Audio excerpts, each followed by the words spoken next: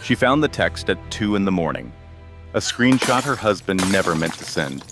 Him with his arm around a 29-year-old Instagram model, captioned, "Can't wait for Milan, baby." Claire Bennett was 7 months pregnant. She had not worked in 7 years. Her name was not on a single bank account. And in that moment, sitting alone in a $15 million penthouse, she realized something terrifying.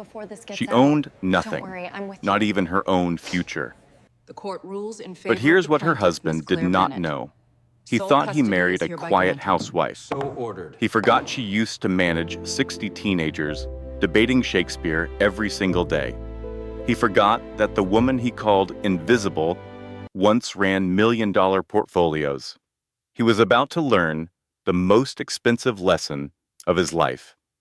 In the next 100 minutes, you will watch Claire Bennett go from a woman with nothing, not a dollar, not a friend, not a single person who believed her, to the owner of everything her cheating husband built. But this is not a fairy tale. There will be no billionaire savior, no secret inheritance, no Hollywood magic. Just one ordinary woman who decided that her daughter deserved to watch her mother fight. 3 times, she will be crushed. Twice, she will almost give up. And once, the person she least expects will change everything. This story will make you angry. It will make you cry. And by the end, it might just make you believe that starting over is possible, no matter how late it feels. Stay until the final scene. What Claire discovers in a stranger's letter could be the most important thing you hear today. This is the story of how one invisible wife became unstoppable. Let us begin. Claire Bennett did not become a billionaire. She did not destroy her ex-husband in some dramatic courtroom explosion. She did not get the Hollywood ending where everything is perfect and pain disappears overnight. She got something better. She got Tuesday mornings making pancakes with her daughter. She got her name back, her voice back, herself back. And somewhere out there, a stranger read her story and decided to try. The value. If you have ever felt invisible in your own relationship, this story is your mirror. If you have ever wondered whether your gut feeling was right, Claire's journey is your validation. If you have ever thought it was too late to start over, her ending is your proof that it is not. The lesson is simple, but life-changing. You do not need millions of dollars to rebuild. You do not need to be perfect or fearless or certain. You just need to show up, one day at a time, one decision at a time, one tiny victory at a time. The floor is not the end. It is the foundation, the meaning. This story exists because too many women stay silent. Too many believe they are alone. Too many think fighting back is only for people with money or power or connections. Claire had none of those things. She had a borrowed phone, $3,000 from a friend, and one person who answered when she called. That was enough. Your enough might look different, but it exists. And it is waiting for you to use it.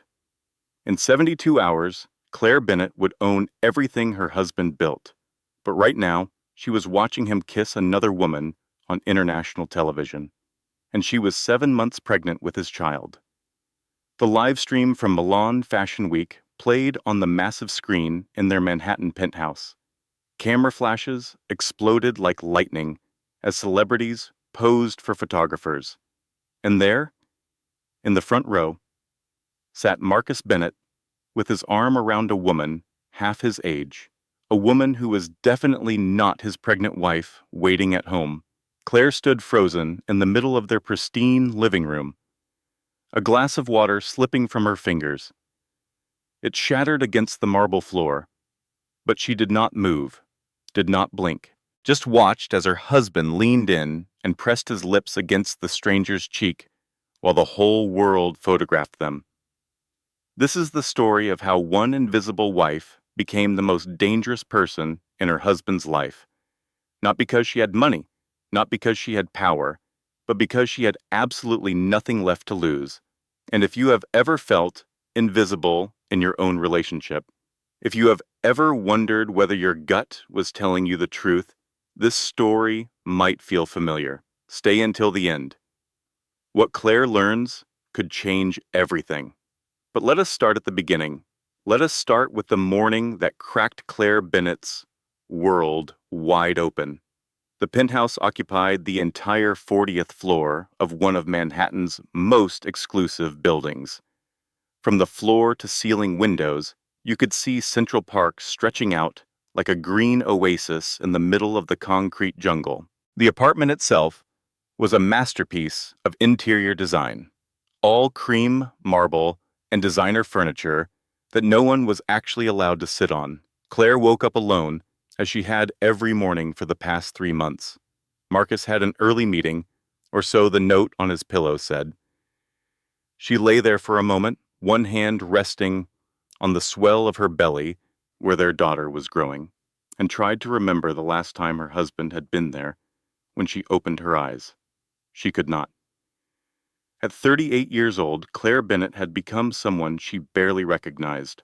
Before Marcus, she had been a high school English teacher making $52,000 a year. She had loved that job, loved watching teenagers discover Shakespeare for the first time, loved the chaos of grading papers at midnight, loved feeling like she mattered. Then she met Marcus at a charity gala she had only attended because her sister had an extra ticket. He was charming, ambitious, already building the media company that would make him a millionaire. He pursued her relentlessly, and Claire, who had never been pursued by anyone, fell completely. When his company took off, Marcus convinced her to quit teaching. "We do not need your little salary anymore," he had said with that confident smile. "Focus on being my partner. I need you by my side." That was 7 years ago. 7 years of planning dinner parties for his clients, managing his calendar, decorating homes she did not choose, and slowly, gradually, disappearing. Claire hauled herself out of bed and padded to the kitchen. The pregnancy insomnia had been brutal lately. She had not slept more than 4 hours at a stretch in weeks. She made breakfast that no one would eat, scrambled eggs, and toast that would grow cold on the counter, and checked Marcus's calendar on the tablet mounted to the refrigerator. That was when she saw it. Milan Fashion Week. Business development. 5 days. Claire frowned. Last week, Marcus had told her that trip was canceled, said the European expansion could wait, that he wanted to be home more as her due date approached. She had actually cried with relief, which embarrassed her now. Maybe plans changed, she told herself. He is so busy. He probably just forgot to tell me. She rubbed her belly and spoke to her unborn daughter, a habit she had developed in the lonely months of pregnancy. "Your daddy is very important, baby girl. So important that he forgets to tell us things. Like where he is, or that he exists." She meant it as a joke, but her voice cracked on the last word. Claire caught her reflection in the pristine stainless steel of the refrigerator and barely recognized the woman staring back. When had she started looking so tired? When had she stopped wearing makeup, stopped caring about anything beyond surviving each day? She used to argue about Shakespeare with teenagers. Now she argued with herself about whether it was acceptable to text her own husband twice in one day. What Claire did not realize was that she was describing textbook isolation tactics. When your partner makes you feel like you are too much for asking basic questions, that is not love. That is control. Later that morning, Claire sat alone in the waiting room of her obstetrician's office. Marcus had promised to come to this appointment, swore he would be there. Then, exactly 1 hour before she needed to leave, her phone buzzed with a text. "Emergency meeting. Cannot get out of it. So sorry, babe. Let me know how it goes. Love you." She had stared at that message for a full minute before responding with a single thumbs-up emoji. What else was there to say? The ultrasound room was cold, the gel even colder against her skin, but when the technician found the heartbeat, That rapid whoosh, whoosh sound. Claire felt tears streaming down her face. Everything looks perfect, Mrs. Bennett, the technician said warmly. Your baby is developing beautifully at 28 weeks. Would you like me to record a video for your husband? Yes, Claire whispered.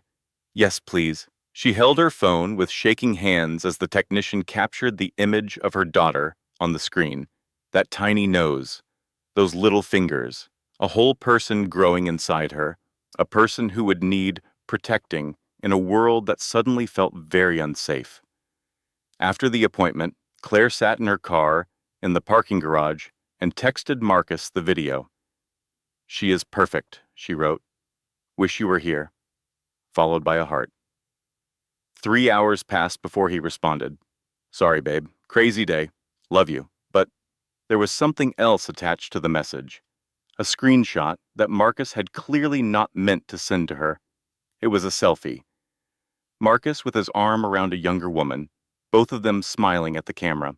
The woman had long dark hair and perfect makeup and breasts that were very clearly not confined by a bra. And the caption, in Marcus's handwriting font, read, "Can't wait for Milan baby," followed by a fire emoji. Claire's hands shook so violently she dropped the phone. She picked it up, read the message again, and again, and again. There has to be an explanation, she thought desperately. There has to be. She called Marcus. It went to voicemail. She called again. Voicemail. She sat in that parking garage for 47 minutes, unable to make her body drive home, while the baby kicked inside her as if sensing something was terribly wrong. Claire did not confront Marcus that night. Some survival instinct she did not know she possessed told her to wait, to watch, to gather information before revealing her hand. He came home late, smelling like expensive perfume that was not hers. She served him dinner and made small talk about his meetings while studying him like a specimen under a microscope. The way he checked his phone under the table, the way he angled the screen away from her, the way he smiled at something on the screen and then looked up to find her watching and quickly rearranged his face into neutrality.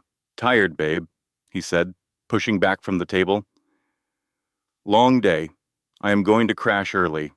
He kissed her forehead, the way you might kiss a child or a pet, and disappeared into their bedroom. Claire waited 2 hours. She cleaned the kitchen. She folded laundry that did not need folding.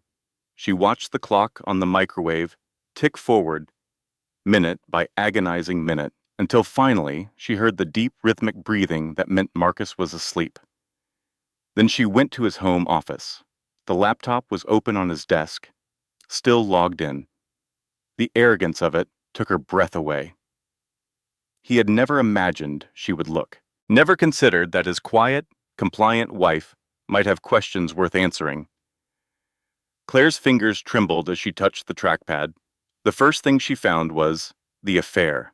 6 months of messages with someone saved in his contacts as Jess Baby with a lipstick kiss emoji. Hundreds of texts ranging from flirtatious to explicitly sexual. Photos that made Claire physically ill. Hotel receipts, jewelry purchases, first-class flights to destinations Marcus had claimed were solo business trips. The woman's real name was Jessica Lane, 29 years old, Instagram influencer with 800,000 followers. Her feed was full of luxury travel photos and designer outfits and carefully curated glimpses of her mystery billionaire boyfriend, whose face was always just out of frame. But the affair was not the worst thing Claire found. In a folder labeled Personal Finance, she discovered that their joint bank accounts had been quietly transferred to accounts in Marcus's name only. The transfer had happened 3 months ago, around the time Claire first started noticing that her credit cards were occasionally declined for mysterious reasons. The penthouse deed, which had originally been in both their names, now showed only Marcus Bennett as the owner. He had changed it 6 months ago without telling her. There was more. A folder called Divorce Prep dated 4 months back.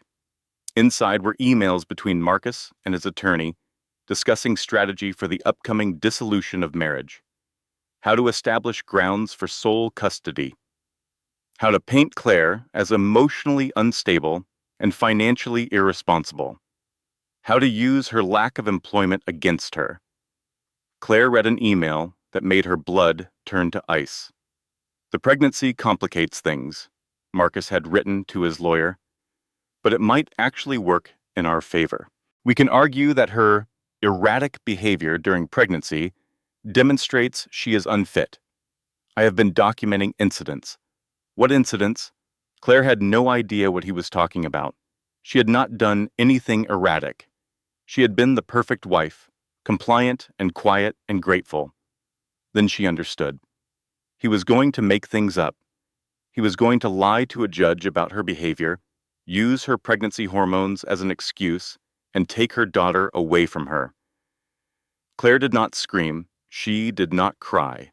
She sank to the floor of her husband's office, her back against the cold wall, her hands pressed to her belly where her daughter was kicking, and felt something inside her die. He is not just leaving me, she thought. He is trying to take her. He is going to tell a judge, I am crazy, and then he is going to raise my daughter with that woman. The baby kicked again, hard, right against Claire's palm, and Claire whispered into the darkness, I will not let him, baby. I do not know how yet, but I will not let him. The next morning, Claire woke before Marcus and went through the motions of her normal routine. She made coffee. She kissed him goodbye. She smiled and told him to have a good day and watched him walk out the door without a single glance back. Then she tried to log into their bank accounts. Password incorrect. She tried again and again. Still incorrect. The password had been changed. Claire pulled out her wallet and examined her credit cards. She tried the platinum one first, calling the automated system to check the balance. The account has been closed, the robotic voice informed her. She tried the gold card, also closed. The only card still active was a basic one with a $500 limit. Marcus had left her just enough to buy groceries and nothing more. With mounting panic, Claire called the bank directly. After navigating an endless phone tree, she finally reached a human being. I am trying to access my accounts, she said, fighting to keep her voice steady. My name is Claire Bennett. There was a pause and the sound of typing. I am sorry, Mrs. Bennett, the banker said carefully, but you are not listed as an account holder on any Bennett accounts. You were removed 3 months ago. Claire hung up and sat down heavily on the nearest chair. I have a closet worth $200,000, she thought, and I cannot buy groceries. I live in a $15 million penthouse, and I am not even on the lease. I have been married for 8 years, and I own nothing, not even my own name. She called her mother first.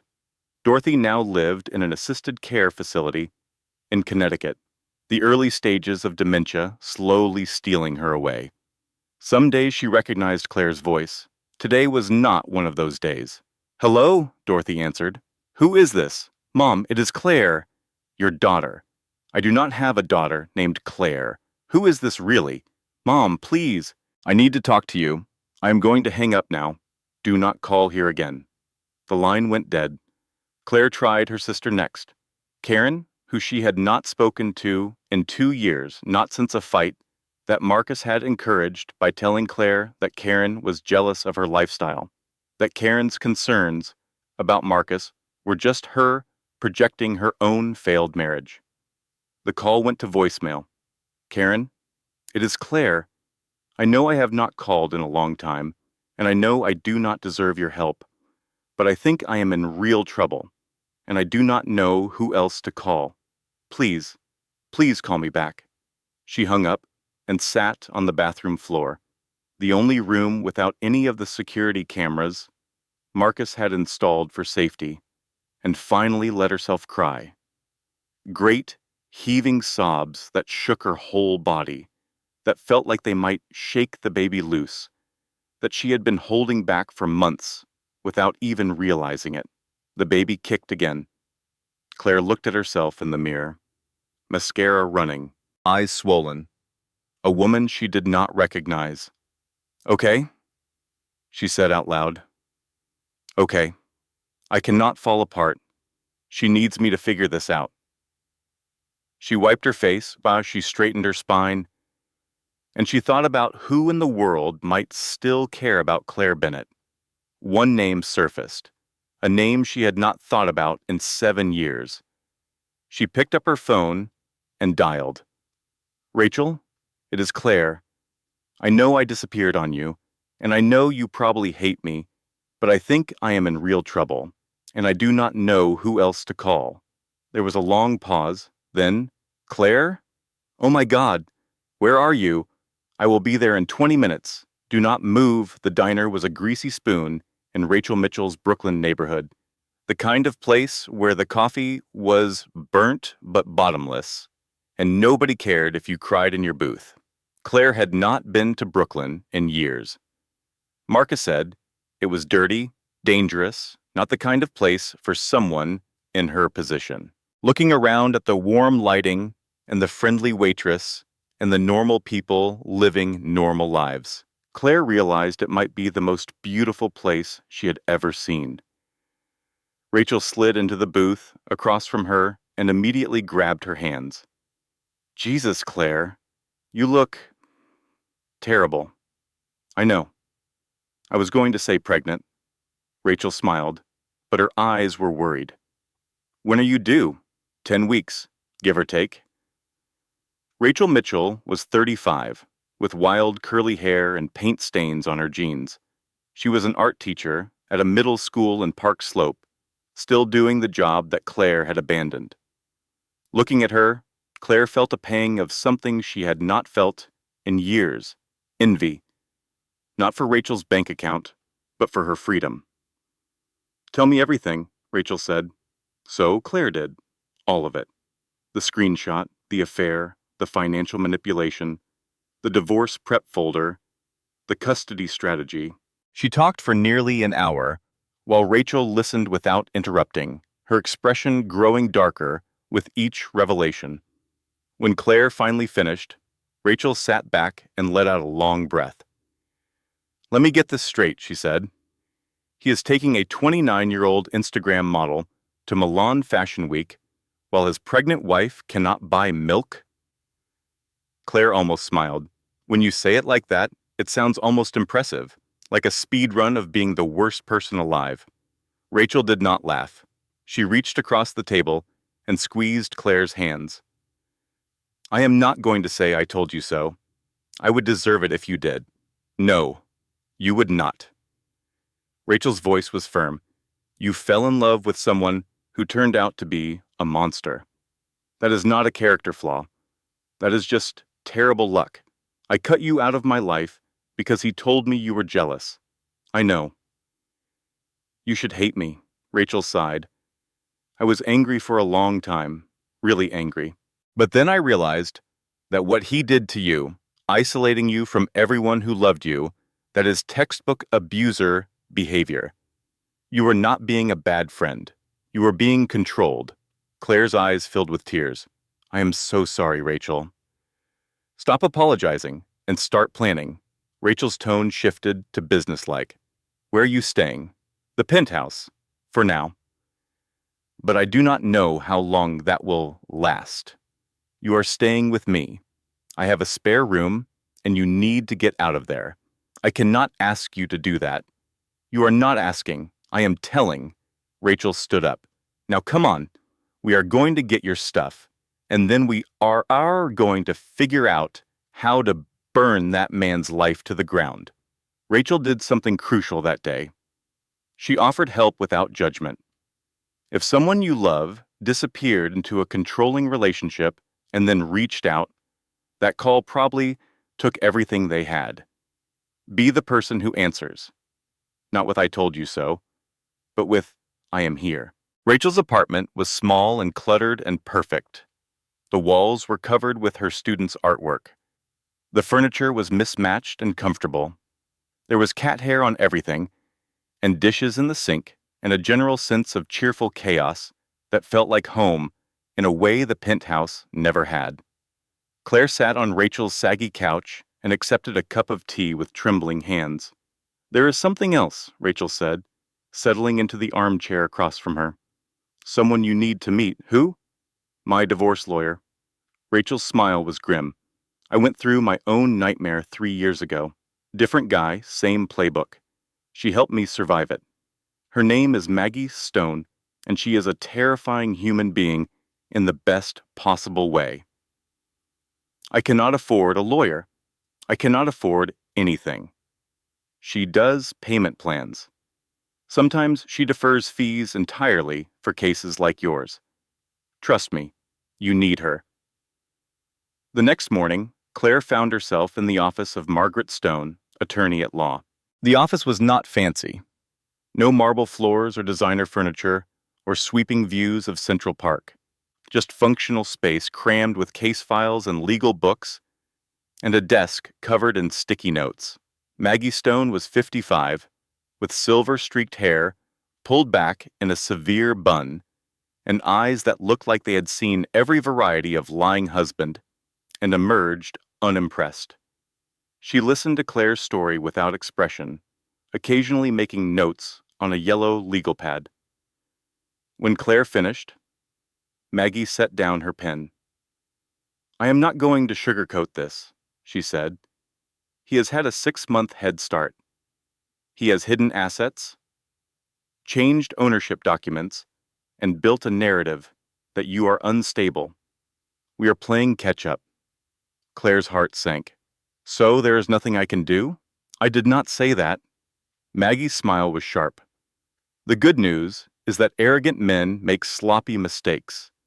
And everything he did to prepare for this divorce, that is evidence of premeditation. It can work in our favor. How? We document everything. Screenshots, financial records, witnesses. We hire a forensic accountant to trace where he hid the money. We file for emergency spousal support because right now you have nothing, and that is not acceptable. And we build a counter-narrative. You are not unstable. You are being financially abused. Claire felt something unfamiliar stirring in her chest. Hope, maybe. Or determination. What will this cost? My retainer is $15,000.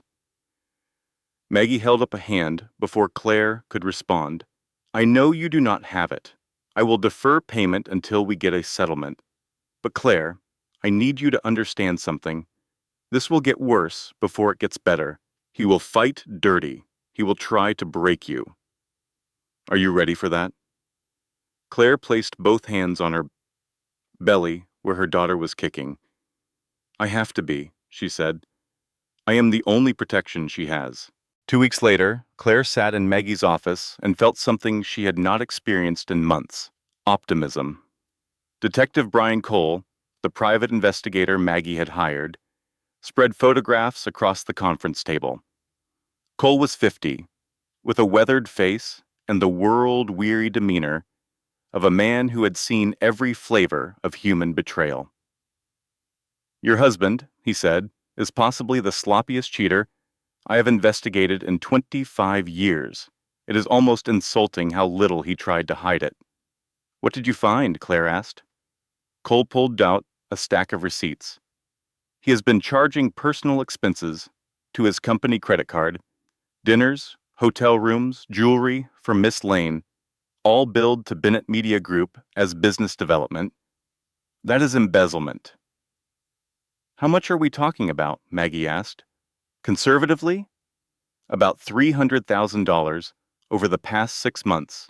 He also purchased a condo in Miami under a shell company. Title search shows it is being used as a love nest for him and the girlfriend. Claire felt sick. $300,000. On her. There is more, Cole continued. Your forensic accountant found the offshore accounts. He moved $2.3 million to the Cayman Islands last year. Did not report it on your taxes. That is federal tax evasion. Maggie was practically rubbing her hands together. This is good. This is very good. We file for emergency spousal support tomorrow. No judge is going to let him claim poverty when he is hiding millions offshore. The hearing was 3 days later. Claire wore a simple, navy dress that Rachel had helped her pick out, something that said, responsible mother rather than bitter wife. She sat in the courtroom with her hands folded over her belly and tried to control her breathing. The judge, a stern woman in her 60s named Patricia Williams, reviewed the financial documents Maggie had submitted. Her expression grew increasingly troubled as she turned each page. Mr. Bennett, Judge Williams said, addressing Marcus's attorney, these records show a systematic pattern of asset hiding and financial manipulation.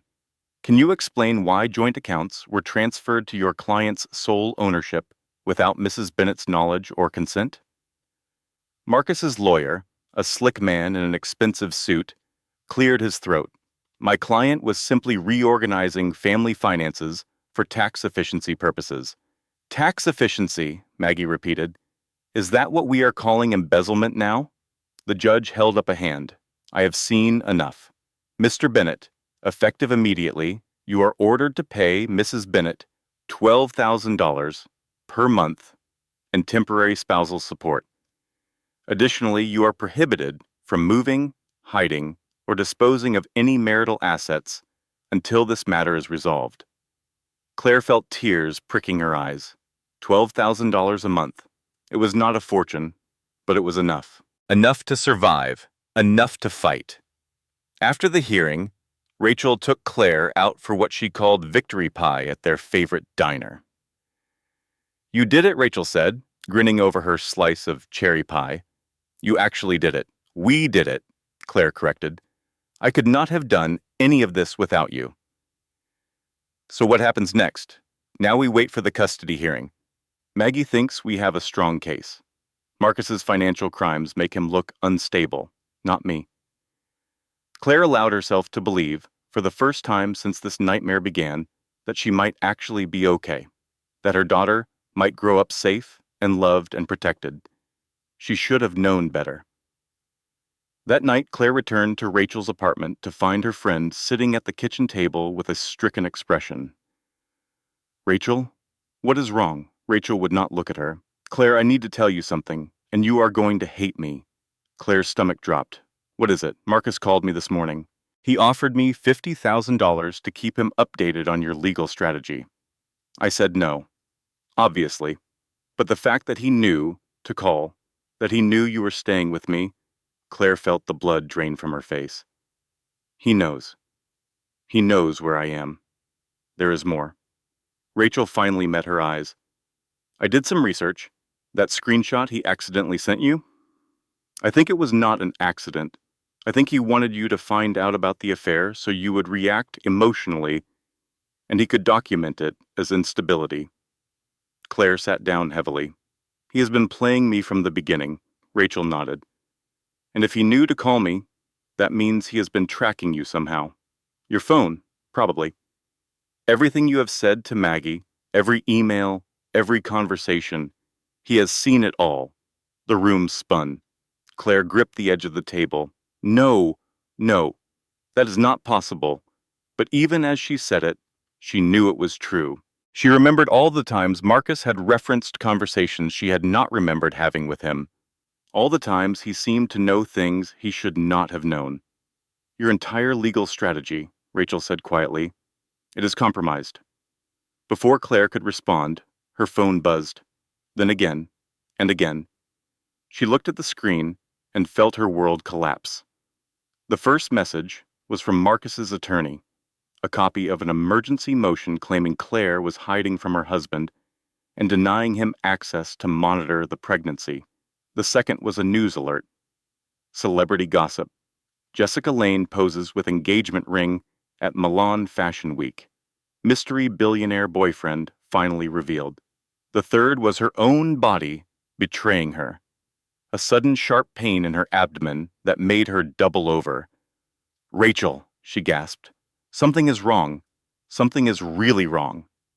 The ambulance ride was a blur of sirens and fluorescent lights and paramedics asking questions Claire could barely answer. She was 32 weeks pregnant. Too early. Far too early. At the hospital, doctors swarmed around her, hooking her up to monitors and IVs and machines that beeped ominously. She heard words like preterm labor and fetal distress and potential complications. And then, somehow, it stopped. The contractions eased. The baby's heartbeat stabilized. The doctors exchanged relieved glances. "We managed to stop the labor," her obstetrician said. "But Mrs. Bennett, you need to understand something. Your blood pressure is dangerously elevated. Any more stress like this could be fatal for you and the baby. I am prescribing complete bed rest for the next 2 weeks." Fatal. The word echoed in Claire's head. "I need you to eliminate stress from your life," the doctor continued. "Whatever is going on, it needs to stop." Claire almost laughed. Her husband was trying to steal her child. Her legal strategy was destroyed, and the stress of it all had almost killed them both. Eliminate stress. Sure, no problem. The hospital room was dark, except for the glow of monitors tracking the baby's heartbeat. Claire lay alone in the narrow bed, staring at the ceiling, feeling more hopeless than she had ever felt in her life. "I tried to fight," she thought, "and I almost killed her." The phone on her bedside table rang. She glanced at the screen. Marcus. Every instinct told her not to answer, but something, maybe exhaustion, maybe masochism, made her pick up. "Claire." His voice was smooth, concerned, fake. "I heard about the hospital. Are you all right?" "I am fine. The baby is fine." "Good. That is good." He paused. "I have been thinking. This whole situation has gotten out of hand. The lawyers, the court dates, the stress. It is not good for anyone. What are you suggesting? I am willing to be reasonable, drop the investigation, sign the divorce papers as written, and I will make sure you get to see Emma on weekends." Claire's blood went cold. Emma. She had not told anyone the name she had chosen for her daughter. He must have seen it in her texts to Rachel. He had been watching everything. "Weekends," she repeated. "She is my daughter. She is our daughter. And I can provide a stable home. Can you?" "Be realistic, Claire. What do you have? No job, no money, no home. The court is going to see that. I am offering you mercy." Claire gripped the phone so hard her knuckles went white. "Mercy," she whispered. "Take the deal, Claire. It is the best you are going to get." He hung up. Claire stared at the dark ceiling for a long time. The monitors beeped. The baby kicked. And for one long, terrible moment, she considered giving up. Maybe he was right. Maybe she was unstable. Maybe she had put her daughter at risk with her futile attempt at fighting back. Maybe the merciful thing, the loving thing, would be to surrender. To let Marcus raise Emma in his penthouse with his pretty young girlfriend, while Claire saw her daughter every other weekend like some kind of distant aunt. At least she would be safe, Claire thought. At least she would have a stable home. But even as she thought it, she knew it was a lie. A home built on manipulation and betrayal was not stable. A father who would destroy the mother of his child was not safe. And a woman who gave up without a fight was not the kind of mother Claire wanted to be. Still, the temptation to surrender was overwhelming. It would be so easy. Sign the papers. End the pain. Stop fighting a battle she was destined to lose. The baby kicked again. Hard. Right against Claire's palm. And Claire remembered something her own mother had told her, years ago, before the dementia stole her memories. They had been talking about Claire's grandmother, a woman who had raised 4 children alone during the Depression. She never had anything, Dorothy had said. No money, no help, no hope. But she never gave up. She used to say that the only thing worse than fighting a losing battle was not fighting at all. Because at least when you fight, your children learn that they are worth fighting for. Claire looked down at her belly, at the tiny life growing inside her. "You are worth fighting for," she whispered. "And I am going to show you how." The next morning, Claire woke to find an unexpected visitor standing in her doorway. Diane Foster was 62, with silver hair and kind eyes and the practical demeanor of a woman who had survived things that would have broken lesser people. She had been Claire's mentor during her first year of teaching, the seasoned veteran who had shown her how to manage a classroom and grade papers efficiently and survive the endless demands of public education. They had not spoken in 7 years, not since Claire quit teaching to become Marcus Bennett's wife. Diane, Claire breathed. "What are you doing here?" Rachel called me. Diane settled into the chair beside Claire's bed, said you might need someone who has been through this particular hell. "You know what I am going through? Honey, I have lived it twice." Diane's smile was rueful. "First husband cheated and left me with 2 kids and $400. Second husband died suddenly and left me drowning in debt. I rebuilt my life twice before I turned 50. How did you survive? One day at a time, one decision at a time, one tiny victory at a time." Diane leaned forward. "Claire, I am going to tell you something that nobody told me when I was where you are. Are you listening?" Claire nodded. "You are not fighting for revenge. You are not fighting for money. You are not even fighting for pride. You are fighting for your daughter to grow up watching her mother stand up for herself. That is the only thing that matters.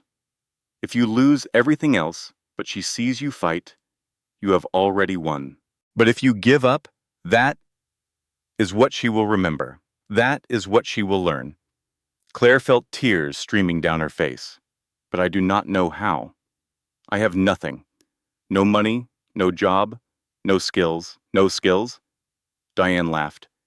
"Claire, you taught 11th grade English for 6 years. You managed a classroom full of hormonal teenagers while simultaneously grading papers and dealing with helicopter parents and navigating school bureaucracy. You have skills. You have just been told they do not matter." "What do you mean?" "I mean, I own a small editing business now. Remote work, flexible hours, and I have been looking for someone to help me manage it. Someone smart and organized and good with words." Diane smiled. "The pay is not great, $18 an hour to start, but it is something, and something is how you build a life." Claire stared at her former mentor. "Why are you helping me? After I disappeared on everyone who cared about me? Because someone helped me when I was where you are. And because you were a damn good teacher. And I hate seeing good people get crushed by bad men." Diane stood up. "Now get some rest. You have a baby to grow and a life to rebuild. We start Monday." After Diane left, Claire lay in the hospital bed and felt something she had not experienced in months. Hope. Real hope. Not the desperate grasping hope of someone who has nothing, but the sturdy, practical hope of someone who has a plan. She picked up her phone and texted Maggie. New strategy. New phone. New email. I am done reacting to him. Time to start building. Maggie's response came immediately. Finally, let us destroy him. Claire's new apartment was a studio in a building that did not have a doorman or marble floors or views of Central Park. It had a window that overlooked a fire escape, a bathroom the size of a closet, and a kitchen where you could touch the refrigerator and the stove at the same time. It was the most beautiful place Claire had ever lived. She furnished it with second-hand furniture from Facebook Marketplace, items that Rachel helped her haul up 4 flights of stairs because the building did not have an elevator. She hung curtains she found at a thrift store and bought dishes from a dollar store and slowly, gradually, built a home. The editing work for Diane was harder than Claire expected, but in a good way. She spent her mornings reviewing manuscripts and her afternoons taking online courses in business writing. The $18 an hour was not much, but combined with the spousal support, it was enough. Enough to live, enough to save a little, enough to feel like a person again. At 35 weeks pregnant, Claire sat across from Maggie in her office and reviewed their new legal strategy. "We cannot outrich him," Claire said. "We cannot outlawyer him. So we outdocument him." "Exactly." Maggie shuffled through a stack of papers. "Every lie he tells, we write it down. Every promise he breaks, we save the evidence. When we get to court, the truth will be undeniable. What about the manufactured instability claims? We counter with character witnesses?" Maggie smiled. "And you, my friend, have a lot of character witnesses." "I do?" Maggie slid a piece of paper across the desk. It was a list of names. Claire recognized them immediately. "These are my former students. 16 of them have agreed to testify that you were the most caring, stable, dedicated teacher they ever had. 3 of them are social workers now. 2 are doctors. 1 is a state legislator." Maggie's smile widened. "Your husband wants to paint you as unstable? We are going to show the judge that you spent 6 years shaping the lives of hundreds of young people. That is not the resume of an unfit mother." Claire felt tears pricking her eyes. "How did you find them?" Rachel and Diane helped. Turns out a lot of people remember Claire Bennett, and a lot of people are very angry about what Marcus is doing to her. The custody hearing was scheduled for 4 weeks after Claire's due date. In the meantime, she focused on preparing, building her case, growing her baby, becoming the woman she used to be. She found herself laughing again, a sound she had forgotten she was capable of making. Rachel dragged her to a comedy show in Brooklyn. Diane took her to a matinee of a musical. Even Detective Cole, gruff and professional, cracked jokes during their meetings that made her smile. "I have never seen a character witness list this long," Maggie said during one of their prep sessions. "You taught 600 kids?" "11th graders," Claire replied. "If I can handle 30 teenagers debating whether Gatsby deserved sympathy, I can handle 1 entitled man-child." Maggie laughed out loud. "Save that line for the courtroom." Claire's confidence grew. For the first time since the nightmare began, she felt like she might actually win. But Marcus Bennett was not finished. The day before the custody hearing, Claire went into labor. She was 37 weeks pregnant, early but not dangerously so. Rachel drove her to the hospital, while Claire breathed through contractions and tried not to panic. The delivery was long and painful and perfect. At 3:17 in the morning, Emma Claire Bennett entered the world, screaming her displeasure and gripping her mother's finger with surprising strength. Claire looked at her daughter's face, red and wrinkled and absolutely beautiful, and felt a love so overwhelming it hurt. "Hello, Emma," she whispered. "I am your mom, and I am going to protect you for the rest of my life." Rachel took photos. Diane brought flowers. The nurses cooed over how alert and healthy Emma was. Marcus never came. He sent a text. "Congratulations. We will discuss custody arrangements after the hearing." Claire did not respond. She was too busy memorizing her daughter's face, her tiny fingers, the sound of her breathing, and nothing else mattered anymore. Not revenge, not money, not winning. Just her, just Emma, just this perfect, terrifying, wonderful new reality. The custody hearing began on a bright Tuesday morning in May. Claire wore a simple, gray dress and minimal jewelry, looking exactly like what she was, a responsible mother fighting for her child. Marcus arrived with his team of expensive lawyers and his air of absolute confidence. He barely glanced at Claire as he took his seat. She noticed he was wearing a new watch, $50,000 at least, charged to the company, probably. The hearing proceeded better than Claire could have hoped. Maggie presented evidence of Marcus's financial manipulation, his embezzlement, his hidden assets.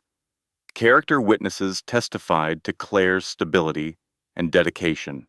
Even the forensic accountant's dry recitation of offshore transfers seemed to affect Judge Williams. Mr. Bennett, the judge said, her voice cold, these financial records are deeply concerning. Moving assets out of joint accounts while planning a divorce is not the behavior of a cooperative co-parent. Your Honor, Marcus's attorney said smoothly, my client has made some mistakes in judgment, but he loves his daughter and wants to be part of her life. Judge Williams studied Marcus over her reading glasses. Is that true, Mr. Bennett? Marcus stood, adjusting his tie. Your Honor, I am not a perfect man. I made mistakes in my marriage, but I am asking for the opportunity to be a good father. Emma deserves to have both parents in her life. Claire's heart was pounding. This was it. This was the moment. The judge nodded slowly. I am going to call a brief recess to review the evidence before making my decision. As people filed out of the courtroom, Marcus approached Claire. You think you have won? He spoke quietly, so only she could hear. You have no idea what you have done. Before Claire could respond, Maggie pulled her away. Do not engage with him. We are almost there. The recess lasted 20 minutes. When Judge Williams returned, her expression was carefully neutral. I have reviewed all the evidence presented, she began, and I must say, Your Honor, Marcus's attorney interrupted, if I may, we have new evidence that was just brought to our attention. Claire's stomach dropped. The attorney approached the bench with a folder. We have witness statements and documentation showing that Mrs. Bennett has been conducting an extramarital affair during the marriage. What? Claire shot to her feet. That is a lie. The attorney continued as if she had not spoken. We also have evidence that Mrs. Bennett has been coaching witnesses and fabricating documents to support her custody case. Maggie jumped up. Your Honor, this is outrageous. These allegations are completely unfounded. The judge held up a hand. I will review this new evidence. But given the seriousness of these allegations, I am continuing this hearing for 30 days to conduct a full investigation. Your Honor, Maggie protested, my client has done nothing wrong. This is clearly a last-minute attempt to... The judge's gavel came down. 30 days. Both parties are prohibited from contacting each other during this period. Court is adjourned. Claire stood frozen as the courtroom emptied around her. 30 days. 30 more days of waiting. 30 more days of Marcus plotting against her. He manufactured evidence, Maggie said, her voice tight with fury. I know he did. That affair claim is ridiculous. But proving it will take time. How much time? More than 30 days. Maggie sighed. We need to find out who his witness is and discredit them. We need forensic analysis of those documents to prove they are fake. This is going to get ugly. That night, Claire sat in her tiny apartment and stared at Emma, sleeping in her second-hand crib. She had been so close to winning, and now it was all falling apart again. Her phone buzzed. A text from an unknown number. I am sorry for everything. We need to talk. This is Jessica. Claire stared at the message for a long moment. Then she typed back, Why would I talk to you? The response came immediately. Because I just found out Marcus is planning to destroy us both, and I have proof. 3 days later, Claire sat in a coffee shop in Midtown Manhattan, watching the door. She had told Rachel and Maggie about the meeting, and they had both urged her not to go. But something in Jessica's message had felt genuine, and Claire was desperate enough to take the risk. Jessica Lane looked nothing like her Instagram photos. The filtered perfection was gone, replaced by dark circles under her eyes, a face bare of makeup, and an expression of genuine fear. She slid into the booth across from Claire and immediately burst into tears. I am so sorry, she said. I am so sorry. I did not know. I swear to God I did not know. Did not know what? Jessica wiped her eyes with a napkin. He told me you were separated. He told me you were the one who cheated, that you were emotionally abusive, that you were only staying together for appearances. He said the pregnancy was a last-ditch attempt to trap him. Claire felt sick. And you believed him? I wanted to believe him. Jessica's voice cracked. I was 26 when we met. Broke, desperate, and he was so charming and so rich, and he paid attention to me. I believed what I wanted to believe. So why are you here now? Because 3 days ago I found something on his computer. He forgot to close a window before he left for a meeting. Jessica pulled out her phone and showed Claire a screenshot. There was a folder called Phase 3. What is in it? Everything. His plan to declare bankruptcy through a shell company. Hide all real assets offshore. Leave the country before either of us can collect anything. Either of us? Jessica met Claire's eyes. I am pregnant. 14 weeks. The words hit Claire like a physical blow. He was going to abandon both of us, Jessica continued. Take the money and run to Portugal. He has been planning it for months. Claire stared at the woman who had destroyed her marriage and felt something unexpected. Sympathy. Jessica Lane was not a villain. She was just another woman Marcus had manipulated, another pawn in his game of control. There is more, Jessica said. That evidence his lawyers presented, the affair allegations, the witness tampering claims, it is all fake. I saw the files. He paid someone to fabricate everything. I have screenshots. Why are you telling me this? Because I am tired of being used. Jessica's voice hardened. I am tired of being his puppet, and I am tired of watching him hurt people while everyone pretends he is some kind of success story. I want to help you take him down. Claire studied her for a long moment. And what do you want in return? Child support for my baby. A chance to start over somewhere. He cannot find me. Jessica paused. And maybe, just maybe, the satisfaction of watching him lose everything he cares about. That night, Claire convened what Maggie called the War Council. Rachel, Diane, Detective Cole, and now Jessica all gathered in Claire's tiny apartment to plan the final battle. Rachel could not stop staring at Jessica. So, let me get this straight. The wife and the mistress are teaming up to take down the guy who screwed them both? When you say it like that, Claire said, it sounds like a Netflix movie. Honestly, Jessica replied, I would watch it. Even Maggie cracked a smile. Ladies, focus. We have 30 days to prove that Marcus fabricated evidence, expose his offshore accounts, and present it all to Judge Williams. That is a lot of work. I have access to his devices, Jessica said. He trusts me. I can get into his email, his files, everything. We need recordings, Cole added. Something that proves intent.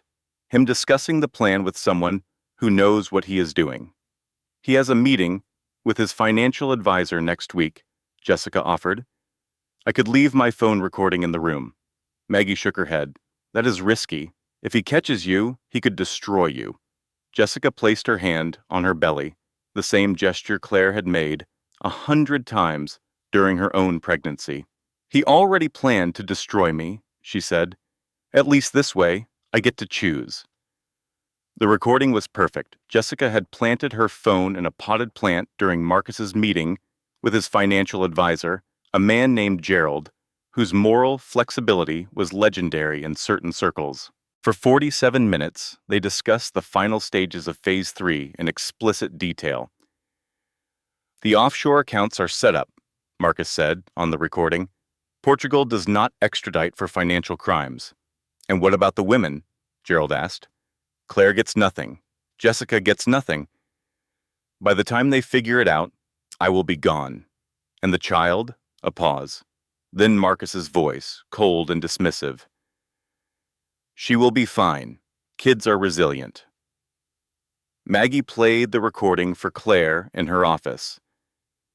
And Claire felt something she had not expected. Peace. This is it, Maggie said. This is everything we need. Will it be enough? More than enough. He admits to hiding assets. He admits to planning to flee the country. He admits to fabricating evidence. Judge Williams is going to bury him. The final hearing took place on a gray Monday morning, the kind of day where the sky could not decide whether to rain or clear. Claire wore the same simple gray dress she had worn to the first hearing. Emma stayed with Diane, who had promised to take 100 photos. Marcus arrived looking confident, as always. His lawyers had not yet heard the recording. They did not know what was coming. The hearing proceeded normally at first.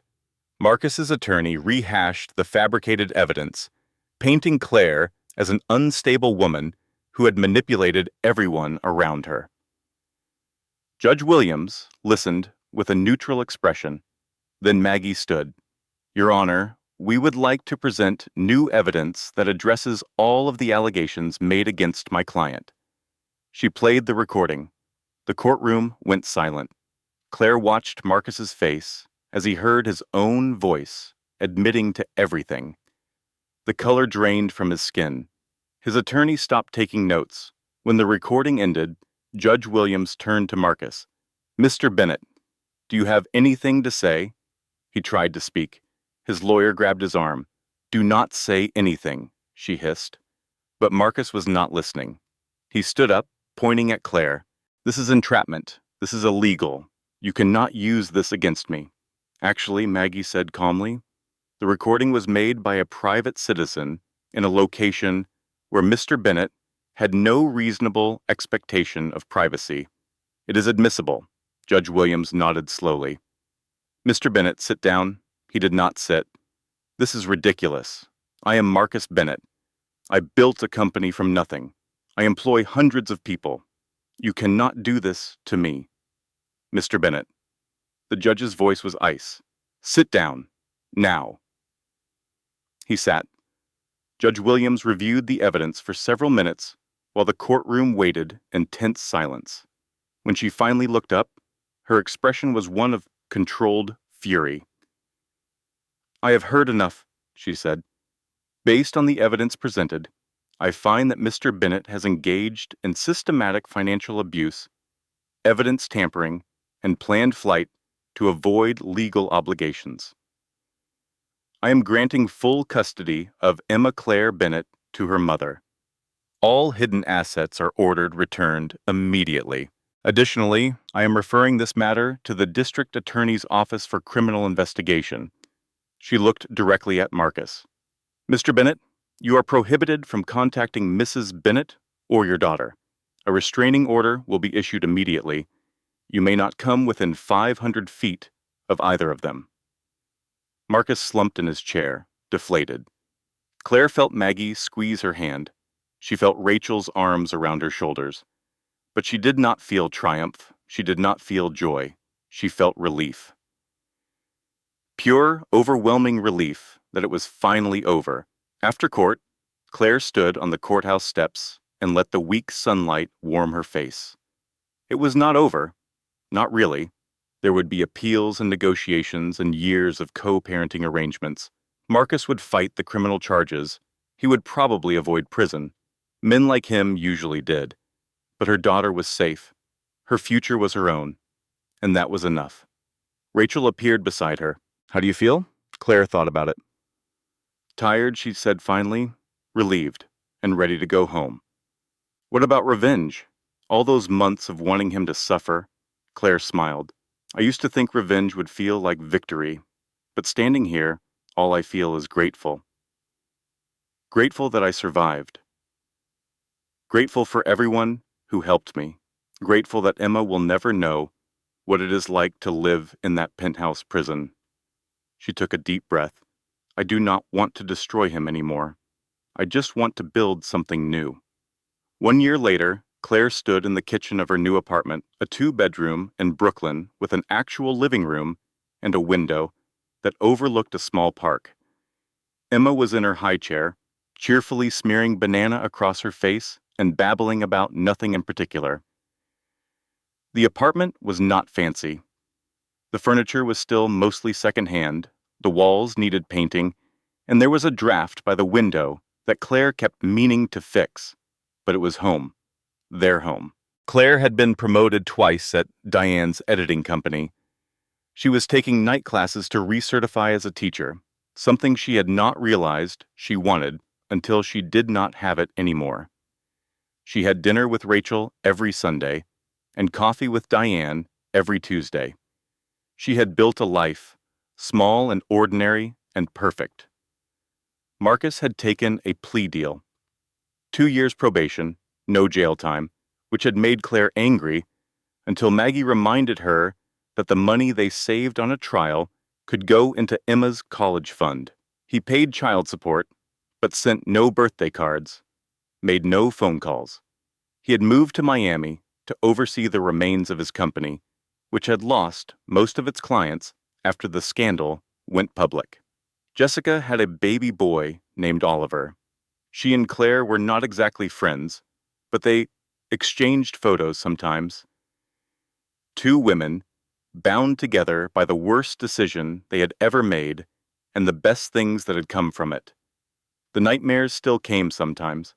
Claire would wake in the dark, heart pounding, convinced she was back in the penthouse with Marcus's cold eyes watching her. But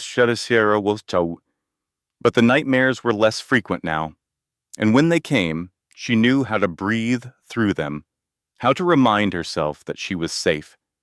That afternoon, Claire took Emma to the playground. She pushed her daughter on the swings while Emma shrieked with joy, legs kicking, face split by a gummy smile. Another mother approached, watching Emma with a fond expression. "Your daughter is so happy," the woman said. "You must be doing something right." Claire looked at Emma, really looked at her, and felt a warmth spread through her chest. "I am just figuring it out as I go," she said, "like everyone else." When they got home, there was a letter in the mailbox. No return address, just Claire's name and handwritten script. She opened it while Emma napped. "Dear Mrs. Bennet, I do not know if you will remember me. We have never met. But I read about what happened to you in the news, and I cried. Because it happened to me too. Not the same way, not exactly, but close enough. A husband who made me feel invisible, who controlled the money, who convinced me I was crazy for questioning him. But I did not fight. I was too scared. I signed whatever he wanted just to make it stop. I told myself it was the smart thing to do, the safe thing. But my daughter is 16 now, and last week she asked me why I let him win. I did not have an answer. But now, because of your story, I do. I am hiring a lawyer tomorrow, not for revenge, just for the truth, just so my daughter can see me try. Thank you for showing me it is not too late." A stranger who is not as strange as you think, Claire read the letter twice. Then she folded it carefully and placed it in the drawer where she kept important things. Emma's birth certificate, her teaching credentials, a photo of her mother from before the dementia, smiling and vibrant and alive. She looked at Emma, still sleeping peacefully in her crib, and felt something she had forgotten existed: pride. Real pride. In herself. Not because she had won some dramatic victory or destroyed her ex-husband's life or become a millionaire overnight, but because she had survived, because she had fought, because somewhere out there, a stranger read her story and decided to try. That evening, while Emma ate her dinner and made a mess and laughed at nothing, Claire wrote in the journal she had started keeping during the hardest months. She wrote about fear and hope and loss, about the people who had helped her when she had nothing to offer in return, about the woman she used to be and the woman she was becoming. And at the very end, she wrote, "I used to think strength meant never falling down. Now I know it means getting back up. Every single time, even when it hurts, even when it seems impossible, even when everyone is telling you to stay down." Emma taught me that. Every morning when she wakes up, she reaches for me. Not because I am perfect, not because I have all the answers, just because I am here, just because I showed up. That is the whole secret, I think. Showing up. For your kids, for yourself, for the life you are building one tiny decision at a time. I do not know what the future holds. Marcus might appeal the custody order. The money might run out. The nightmares might never fully stop. But Emma is going to grow up watching her mother fight. She is going to learn that she is worth fighting for. And that is the only legacy that matters. Claire closed the journal and looked out the window at the Brooklyn skyline, the lights coming on one by one as the city settled into evening. She was not a billionaire.